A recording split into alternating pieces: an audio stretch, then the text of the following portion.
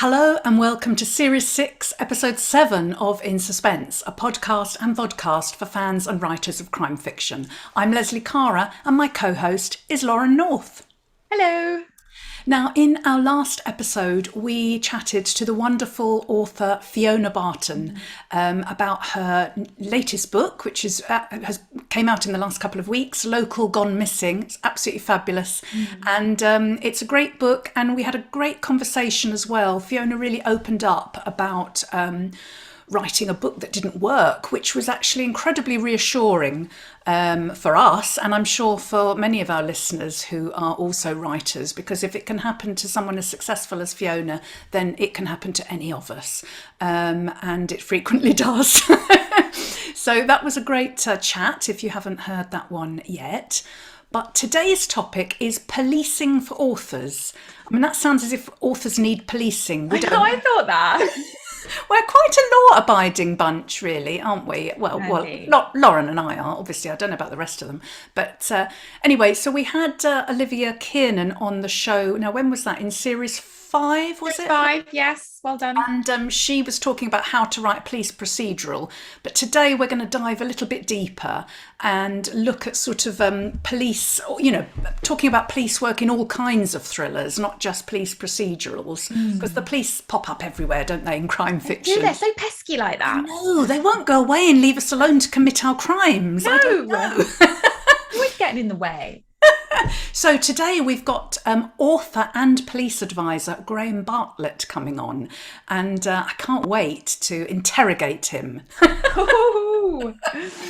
But before we move on to Graham and getting him in the In Suspense interrogation cell, perhaps we should do our newsy thing, Lauren. So do you want to go first? What have you been doing? Yes, I have been running around like a headless chicken. We're getting very close to the end of term, and it just feels like they really add in all the stuff that you have to attend stuff constantly. So it's not like they just take your children away until the very end of term. They really want you there. So I'm quite busy. And then I've been working a lot on the first round of edits for my new thriller, and I really am at that horrible stage of thinking this is a book that isn't going to work. I'm just trying to push forward with it. And then I've also just had back my structural edits for my second romance, so that's got to be done as well some point this time. I really want to take some time off, Leslie, in August, but I don't know if I'm going to well, because I remember you saying last year that you were determined to take August the whole of August off to spend with your family.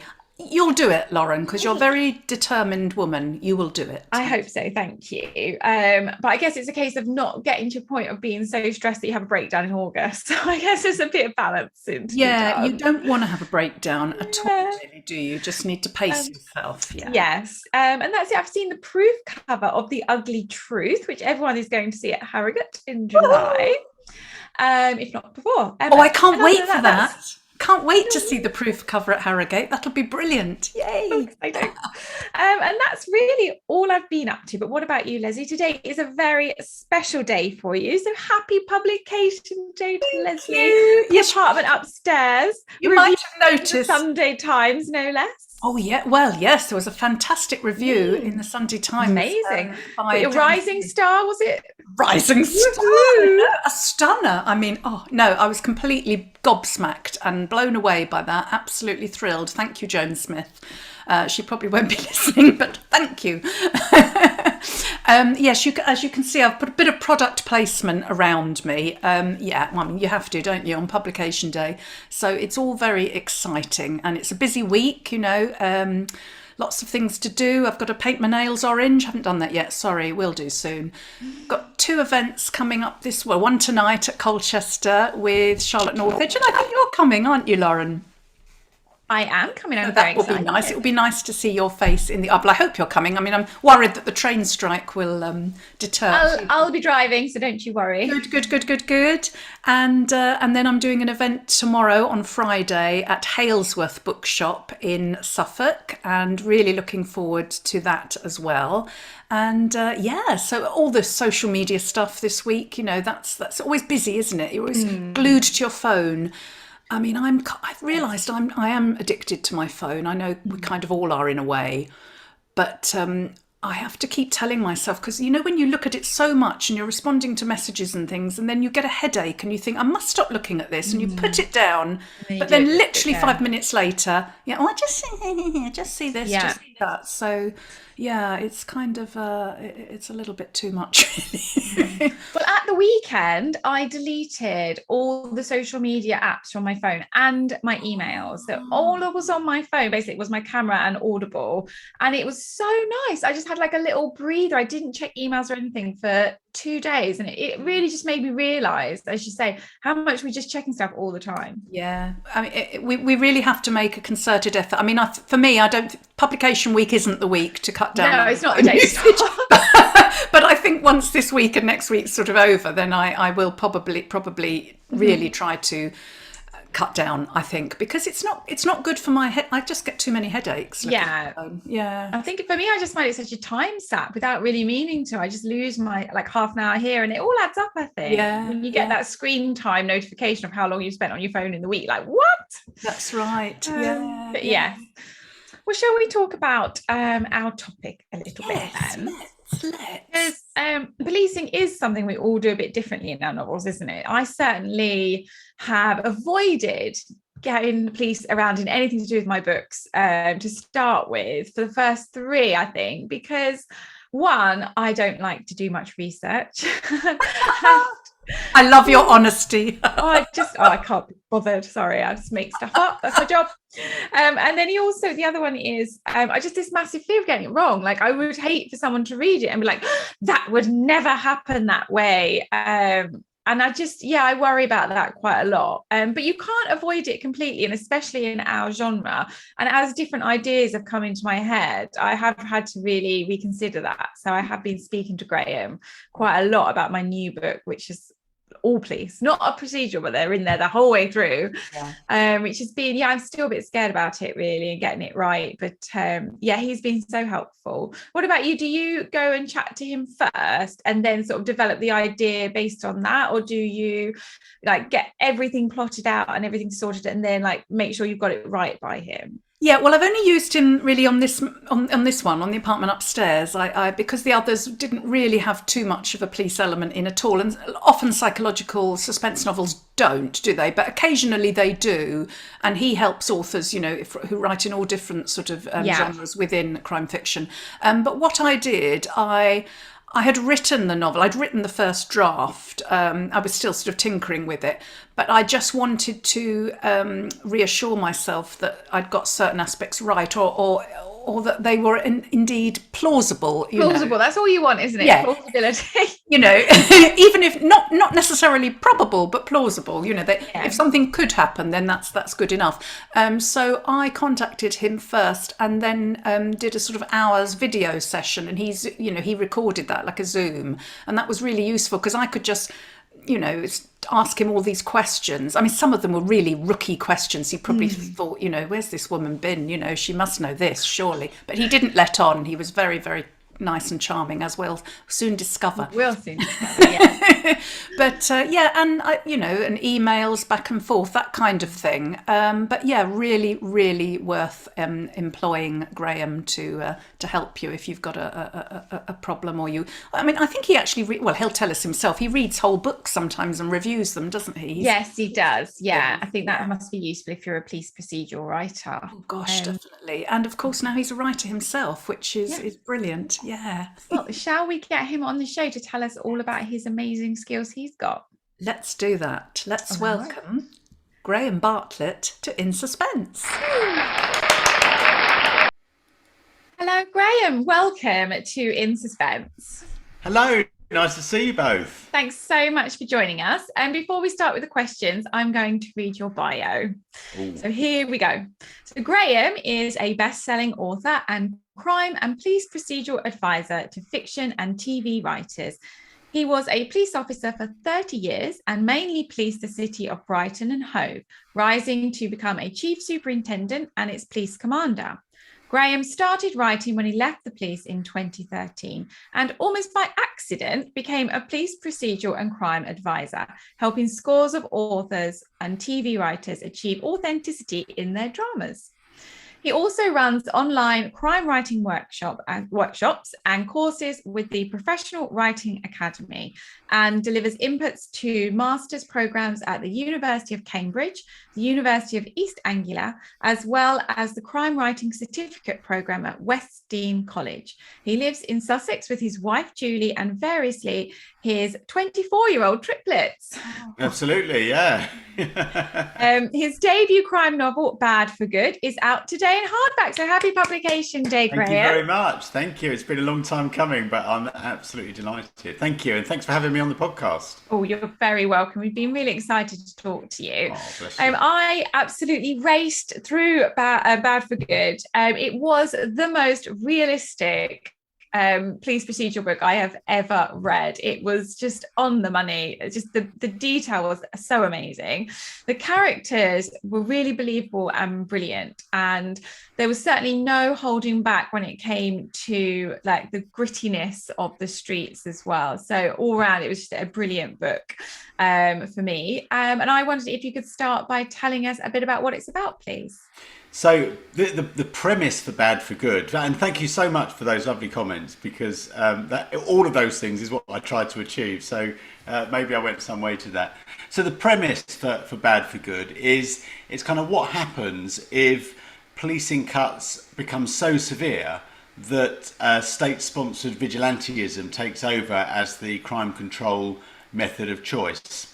And it's shown through the eyes of a chief superintendent. She becomes a chief superintendent, Joanne Howe, and she not only has to battle against the vigilantism with criminals being viciously assaulted on the streets, some of them being kidnapped and taken away, but also she's investigating the murder of her predecessor's son, and all of those things are just collide in her life, and then we pile on top corruption and blackmail and just about everything else I can think of to make her life a misery.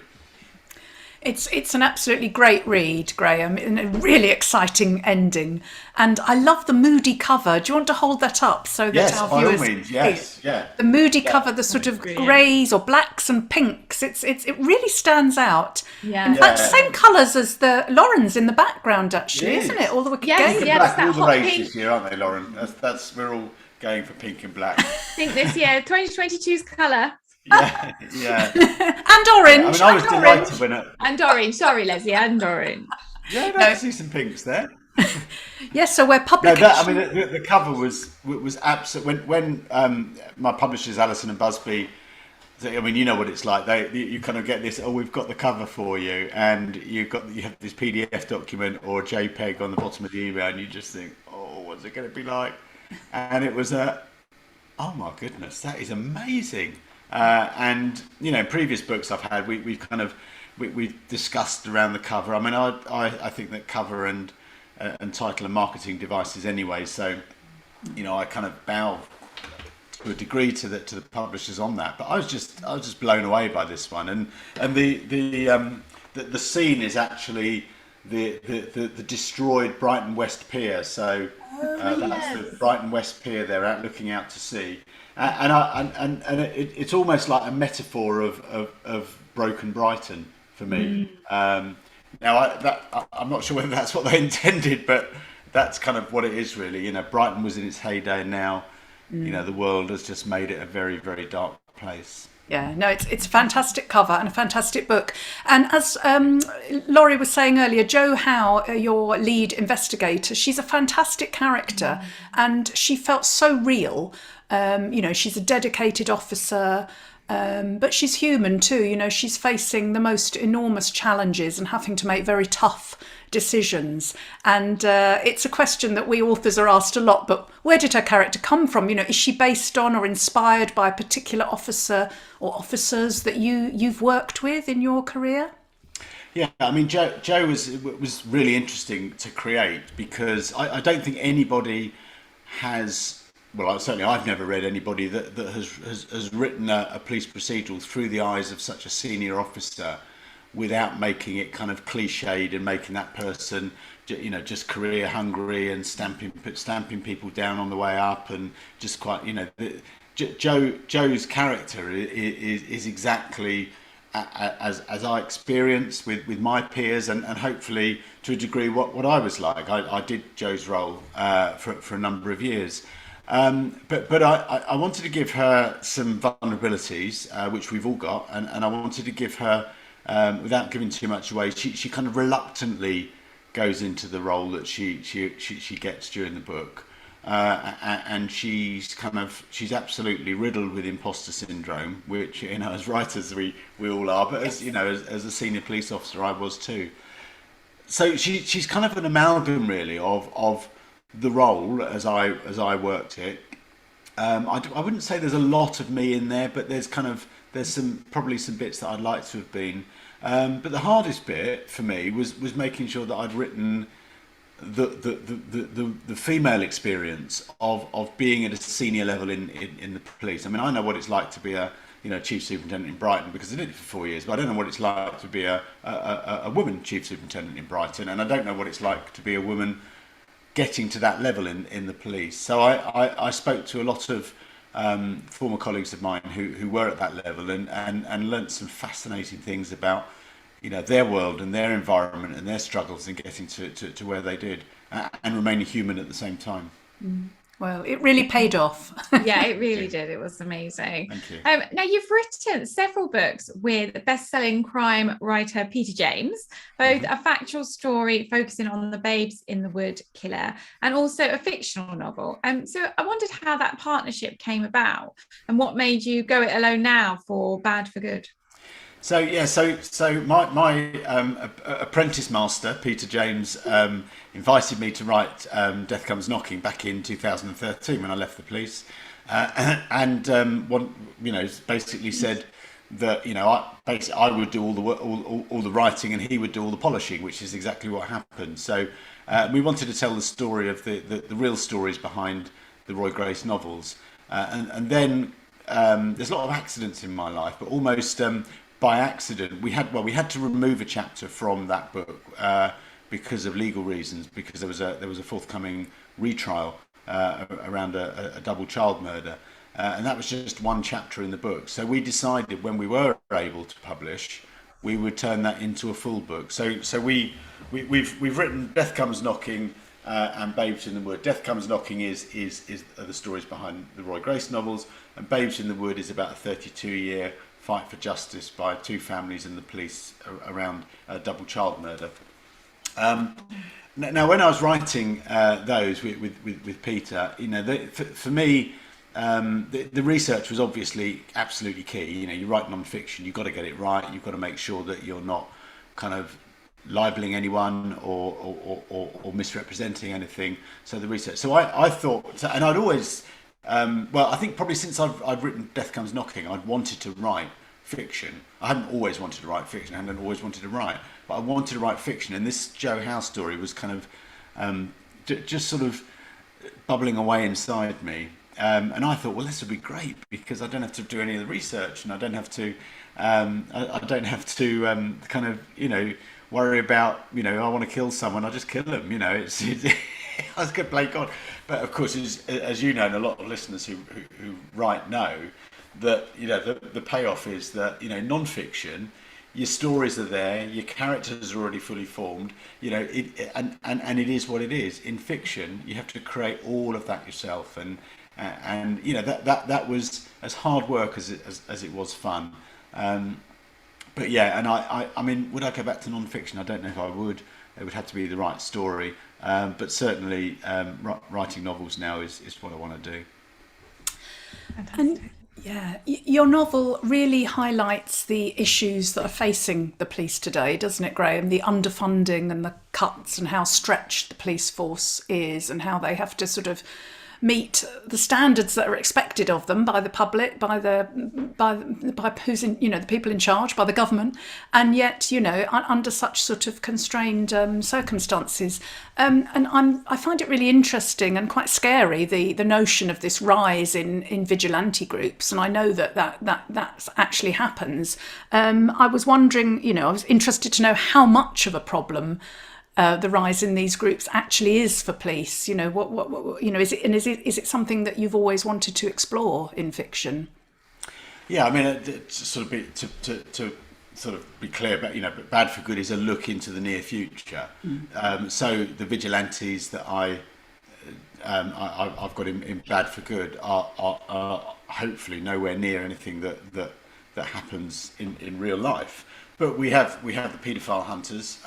You know, as an example, they're very common, going around and identifying paedophiles and taking the law into their own hands. And there are examples across the country and across the world of people taking but basically sorting out their own problems in their own communities.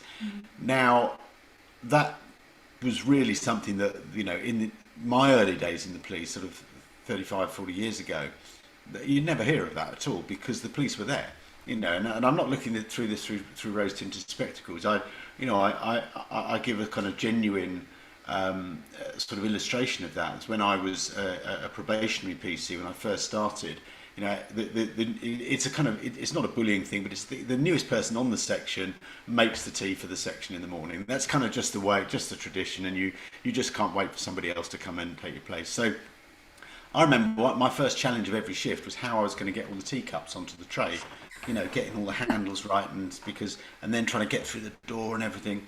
Nowadays, it's quite easy because you just grab both cups and you've still got a free hand for the door. That's how far policing has been cut. You know, we've gone from teams of, you know, 8, 10 in a place like Bognor where I did my probation to a couple of people now policing the whole area, and that means that, you know, there just simply aren't the police officers to go around. So, you know, I don't agree with, I don't support this, but I can understand the frustration of and why people would seek to resolve their own issues, and I genuinely believe that it's going to become a bigger and bigger problem, particularly as police get pulled in all sorts of different directions. You know, there's so much they do nowadays which has got nothing to do with policing whatsoever. You know, they're basically policing mental health. You know, and what could be worse from somebody going through a mental health crisis than having the police turn up? You know, they're kind of guarding sort of scenes that, you know, for hours and hours and hours on end, and when they're one of, you know, maybe they're one of two people, and if for a big area, that means the rest of the community gets no service. Yeah, it's worrying times ahead, I think, isn't it, when you look at it like that? But our episode today is rather aptly titled Policing for Authors. So can we talk about your work as a police advisor, please? As it was mentioned in your bio that it was sort of happened quite rather accidentally. So would you be able to tell us a bit about that and sort of the kind of things you now do? Yeah, sure. So I'd worked with Peter James, helping him with both when I was in the police and when I left. Helping him with his stories, helping him develop character, plot, you know, going through them for detail, points of detail, dialogue, that sort of thing. When we brought Death Comes Knocking out, we were doing some festivals and some events, and you know, obviously this became a topic of conversation as we were up there on the platform, and then people would come up to me afterwards and saying, well, if you help Peter, you know, would you mind just casting your eye over a couple of chapters of my book, or can I just sort of pick your brains on this? And as it went on and on, it literally just sort of ballooned, really, and you know, eventually I was getting, you know, emails almost every day from people. I mean, I've worked with both of you as an example. You know, people that come to me, you know, great writers that come to me that want just that authenticity in their books, and it's almost become a full-time job now. I work with dozens and dozens of authors on a regular basis, and I probably work with about over 120 authors all told, plus TV writers as well and TV companies. So what does it actually look like? Well, I will work with authors to, you know, around specific, you know, if they're right at the beginning and they're going, oh, I've got this idea for a plot, and would it work? And we kind of, you know, we talk through plot, we talk through character, you know, and I think a lot of them appreciate that as I'm a crime writer myself, I understand the need of the story as well as just the kind of how it actually is in real life. And I never talk about realistic policing, realistic. I talk about authentic, plausible policing, or credible crime fiction is one of the little tag phrases I use, because if it's realistic, it's probably quite dull. So I help sort of develop plot, character, and those sorts of things. I will, quite often I'll have Zoom meetings or go through lists of emailed questions about specific issues, and I do full manuscript reviews as well. And they're where you really do pick out the detail, because if you don't know what you don't know, then you're gonna put in there, for example, somebody calling a sergeant sir. Well, you may not know that that's not a thing, but I do. So I go, oh no, that they'd be called Sarge then. But you might not think to ask me that, because you wouldn't know that wasn't a thing. So yeah, I mean, I'm working all the time on that, and I also deliver online courses. Where I'm in the middle of delivering a course at the moment, a Professional Writing Academy, a 4-week course, and I, as you said in the intro, I do some inputs on masters programs as well. So all by accident. That's amazing. Do you ever miss being in the force, Graham, or are you actually relieved to be out of it now, pursuing this sort of other career, but it's still a very closely related career? Yeah, I mean, it's such a great question. It really is, because I don't miss I don't miss the police, but I miss policing. So I don't think I'd survive very long, actually, if I was there now, because I'd be a little bit I'd probably be a bit gobby, to be honest, about the cuts and everything like that. A bit like in Bad for Good, Joe Howe and her predecessor, are sort of railing against the cuts. That was a bit of me in that, because it was just, you're trying to protect the front line all the time. That's my job. So they'd probably just get fed up with me and find something really dull for me to do and get me to leave. But I desperately miss the people. There's some fabulous people in there. Well, the reason why I'm smiling is that my son is a police officer now. He's been in for just over 2 years, and he still lives with us. He works quite locally. He still lives with us.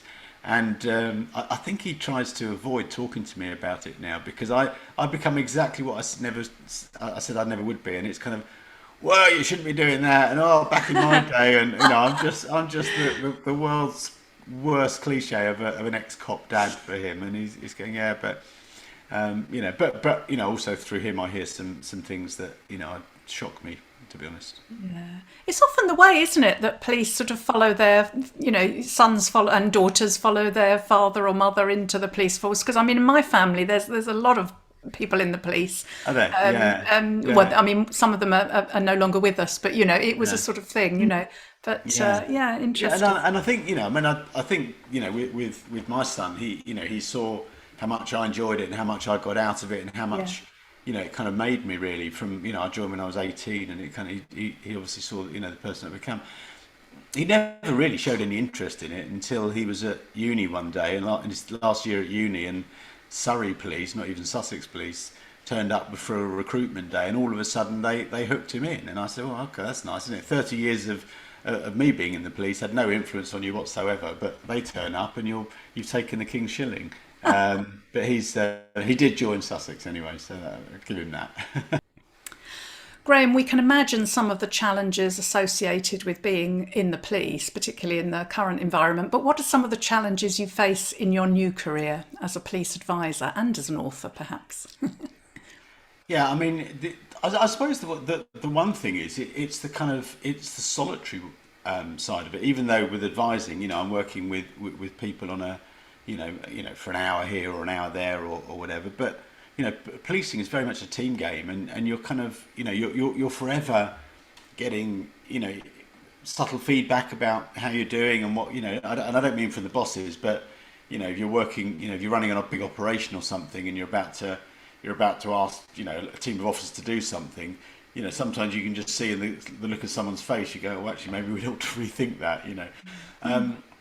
So that solitary working, which I thought I'd really welcome, I find that hard. And I find that lack of any kind of feedback, particularly with the writing. I don't, until someone actually reads the book, and it's almost too late. Then you don't really know how it is. How well you've done.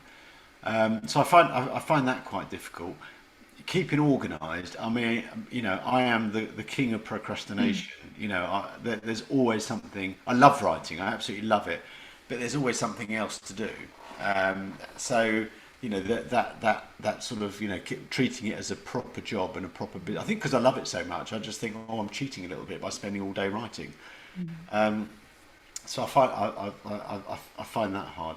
But I just count my blessings that I've got this book out today, that I'm able to work with some of this country's and internationally some amazing authors, and I'm still I'm still making good use of my previous career.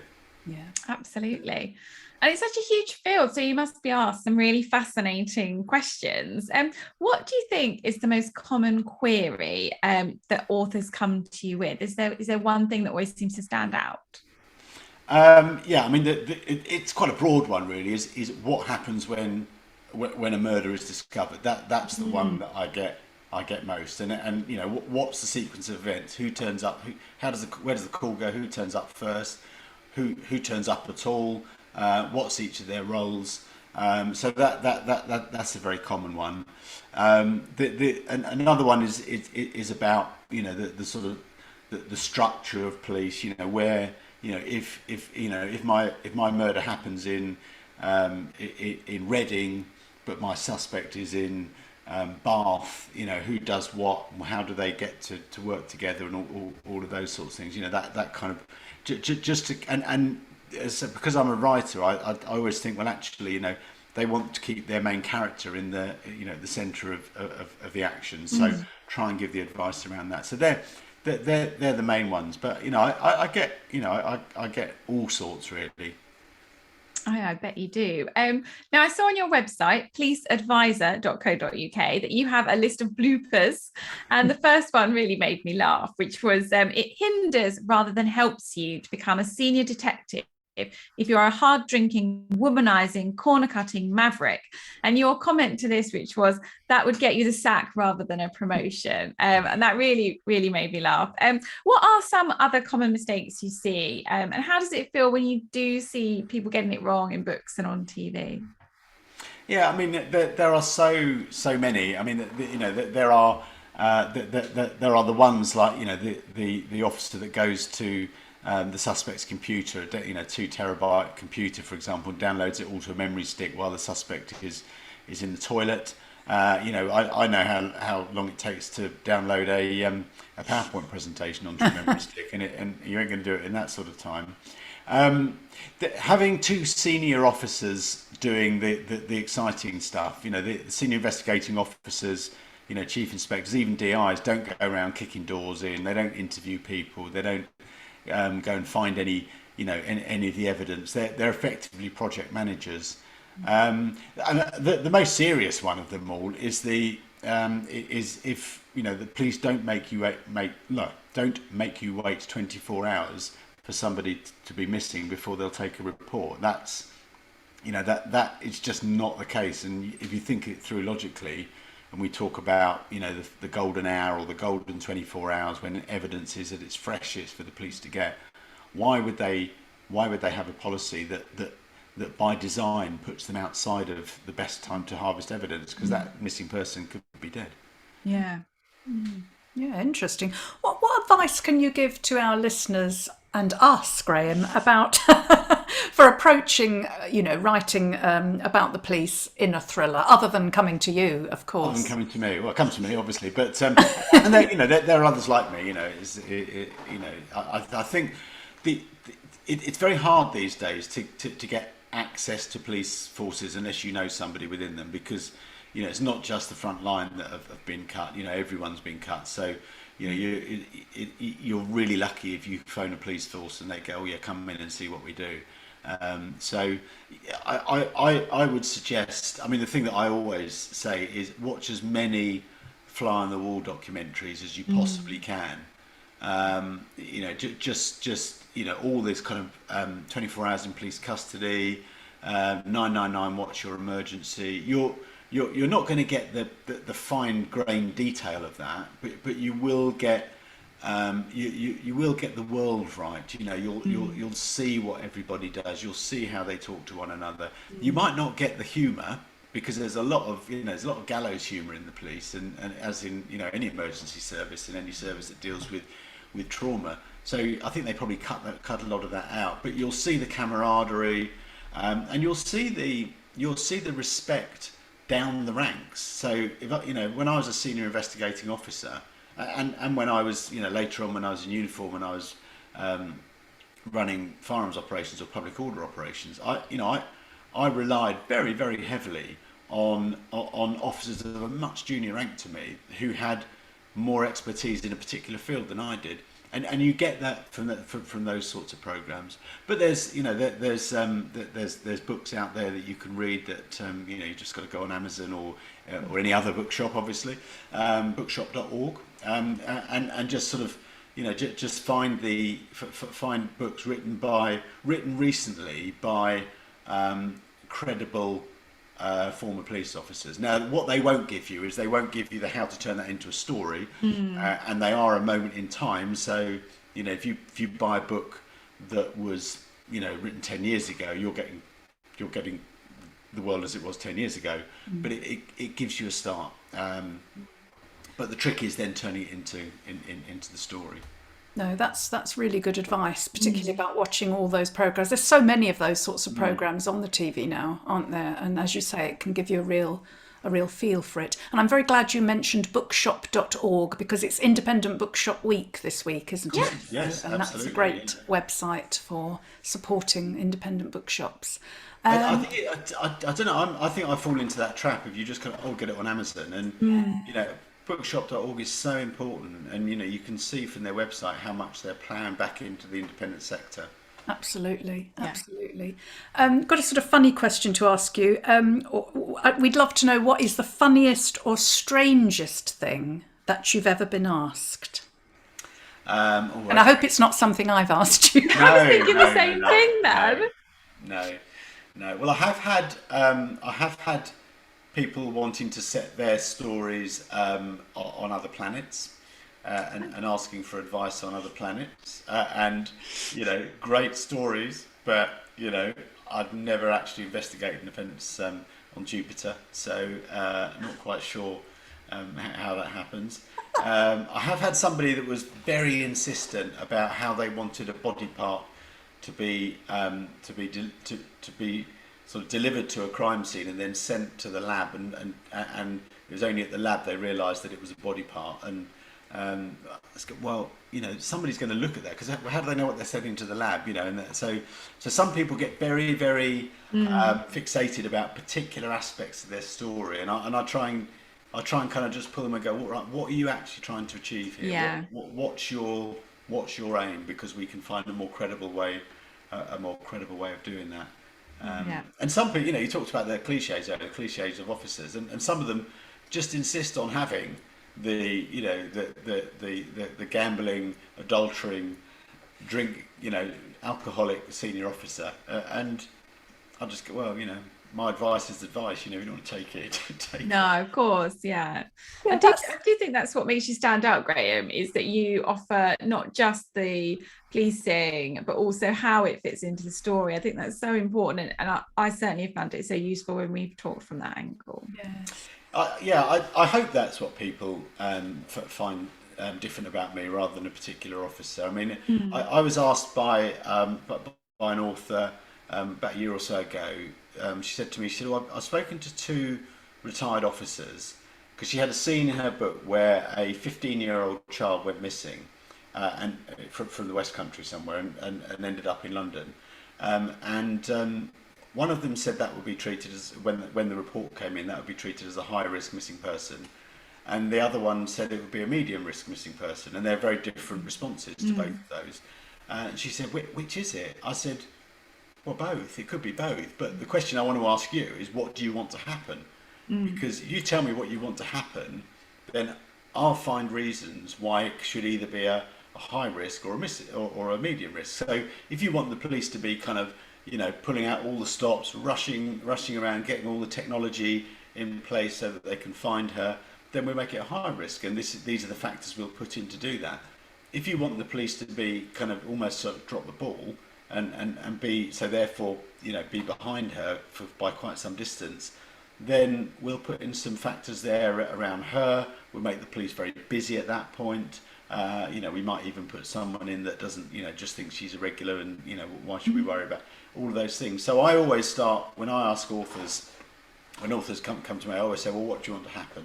What, when you're asking me that question, where do you want that to go? What's your character? What kind of character have you got? Because if you've got a police officer who is absolutely stickler to the rules, then I'm not going to advise that they're going to be pushing the boundaries of the regulations all the way through. But if you've got somebody that does fly by the seat of their pants a little bit, then there's a little bit more scope there. So all my advice should be consistent with what the author wants in terms of story and character. That's where your experience as an author really comes into play, doesn't it? Because if you didn't write yourself or have that interest in fiction, then you might be a little bit more sort of what's the word, dogmatic in, it's this way or it's that way sort of. Exactly. So that's really really useful. And TV are the most, I don't say this in a negative way, but they're the most demanding in that respect. They will know exactly what they want. They've beaten out their storylines, in huge script meetings, and the last thing they want is somebody to go, no, that would never happen. So you really have to, put your thinking cap on and be imaginative as to how you can make it credible. Wow. I bet that's quite interesting. But what are you working on next, Graham? Is it another Joe Howe book? Yep, so the second one is with my publishers, and just waiting for the copy edits to come back on that. So that's coming out early 2023, and I'm about halfway through the third book. So we'll have to see. I've got a contract for 2, so the third one is in the hope that somebody, hopefully my publishers, decide that Bad for Good's a success. Oh, well, I'm sure they will. I wouldn't worry about that. And now, would you like to ask our guests what they've been reading? Is there anything you'd like to recommend? Well, there is a book. Leslie and I were tweeting about it on Sunday. Actually, there is a book we probably can't mention, but I think when that comes out, that's just going to be the most. We probably could mention it. Can we? Well, it's not a secret, is it? I don't think. What have you I been suppose reading? not. No. It's called Velocity of Blood. Velocity of Blood by M.J. Williams. It's coming out in July, is it? I think. Oh, I've not seen a proof for that. It's coming out in July. Yes. It's the most heartbreaking and harrowing story of school shooter that you'll ever read. Wow. And I finished it yesterday, and I need to quote for him. And I said to him, "Can you just give me a minute tomorrow, because I just need to process this. I need to kind of." It's just unbelievable. So that's really fresh in my mind. I know Leslie thought the same thing. Yes, it's very different, isn't it? I think that's what I felt about it. Well, we'll talk about Really that more in a later episode. I think. Yes, indeed. Yeah. But I loved Truth Be Told. And what about you? By Keir Abdullah. Amazing, but I don't know if you've read that. But it's kind of it's about a sexual assault that happens in a public school, and it really explores the depths around culture, religion, entitlement, wealth, the criminal justice system. She's an amazing author, Keir Abdullah. Anyway. Yes. And outside of crime, I don't know if you've read The Beekeeper of Aleppo by Christy Laferty. That's just incredible too. That's about basically a Syrian family that escaped the war and come to the UK. Very relevant at the moment, what's going on in Ukraine and elsewhere. But that was really, really good. Amazing. I have wanted to read some of Keir Abdullah's books, but I haven't got around to it yet. But she's on my list, so I will push her up to the top. Yeah. What about you, Leslie? Well, I haven't been reading a huge amount because I've been so busy this last few weeks, what with the lead up to publication. But I've finished Charlotte Northedge's books. I'm doing an event with her tonight, The House Guest, which I really, really thoroughly enjoyed. Really, one of those books that I got so immersed in, and just really enjoyed picking it up. each time. And I'm about to start reading more of Tess Gerritsen's novels because I'm interviewing her. We're doing a couple of events at Brentwood and at Liverpool Waterstones, and I've read her latest, Listen to Me, which was fantastic, and I've read a couple of hers in the past.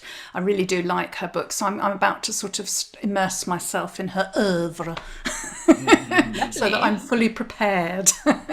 What about you, Lauren? What have you been reading? Well, I read Unlawful Killings by Wendy Joseph QC. I don't know if you've read this, Graham, but actually I think it'd be right up your street. I started reading that last night. Well, it was recommended to us, wasn't it, by Fiona Barton? I thought, she really, really sang its praise. I thought I'll give it a go. I found it so engrossing. I couldn't put it down, actually. It was just, I can't even explain why, but it was the most immersive read I think I've read for a long time. It was really, really wonderful. I really enjoyed it. But yes, that was... I'm looking forward. I'm glad. I mean, I must admit, I got to the point last night where I read far more than I thought I was going to, and my eyes actually went, and I can't wait to get back to it because it looks amazing. Yes. Well, very sadly, that's all we've got time for in today's show, Graham. And but we're delighted to announce that Graham is going to come back and do a series of minisodes for us. I hope he remembers this. I didn't talk to him about it. Yeah. Oh, just landed you in it. Spring it on you. we need to. I don't remember this. Joking. Yeah, we need to sort out the details about when we're going to do the recording. But so if there's anything that we'll be sorting that out in the next few weeks. But if there's anything specific that listeners or viewers want to know about, policing for authors or using police in their books, then do send us the questions on our Twitter account or on the YouTube account, and so that we know what sort of things to include in those minisodes. But we're really, really looking forward to them, and and we wish you every luck with Bad for Good. Can't wait. Thank you very much. Thank you. Happy publication day to both of you, the Apartment Upstairs and Bad for Good. And Graham, I've got you in my acknowledgements. You're really? in here. Yes, I mean I have said that any mistakes are my own. So I said If you just Graham, claim those, then I can say what I like. Graham Bartlett for our discussion about murder scenes and missing persons. But if I've made mistakes, apologies. Remember that well. I've got that in the front of Bad for Good. I've got the something like, well, I won't open it now, but basically, even though I advise other authors, any variation from the truth for dramatic purposes only. So if I've made any mistakes, that's me get out of jail for you as well. So in our next episode we will be chatting to superstar Lisa Jewell about sequels and villains, not sequins, even though I feel like I almost read that sequence, but no, sequels and villains with Lisa Jewell, which I'm really looking forward to. And we also got our final mini-sode with Phoebe Morgan, and we're coming up to the end of the series very soon, aren't we? So we certainly are. So for now I'll say goodbye from Lauren. Goodbye from Graham. Goodbye. And it's goodbye from me. Bye.